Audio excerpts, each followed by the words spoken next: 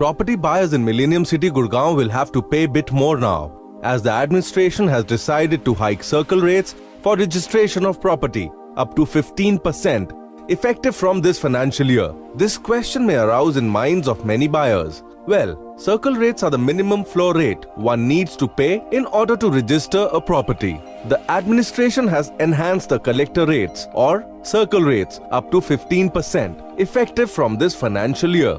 In order to bring some equality in the upmarket residential and commercial areas, the district administration has decided to bring in a balance in the hikes. The administration also thinks that this will help to bring down the gap between the white and black money paid while purchasing a property.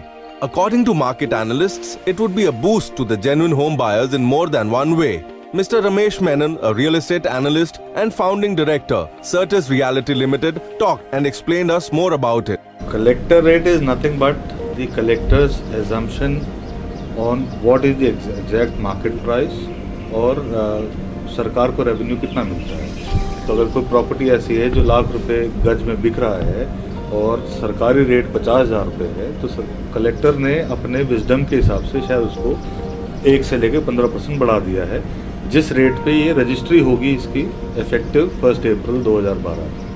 तो इससे कोई ज़्यादा फ़र्क तो पड़ने वाला नहीं है. एडवांटेजेस कुछ ज़रूर हैं इस कलेक्टर रेट के बढ़ने से. एंड यूज़र को क्लियरली दो बेनिफिट्स हैं. एक तो एंड यूज़र की वाइट कंपोनेंट जो रजिस्ट्री की होती है वो बढ़ जाती है. Secondly he can borrow more from the bank. तो जो ट्रू वैल्यू है उस प्रॉपर्टी का वो रिफ्लेक्ट होना शुरू हुआ था कहीं ना कहीं. दूसरी चीज़, गुड़गांव मार्केट काफ़ी हद तक इज़ इन्वेस्टर ड्रिवन. तो ये ज़रूरी है कि शहर को आबाद करने के लिए एंड यूज़र आए. तो अगर एक्चुअल मार्केट प्राइस और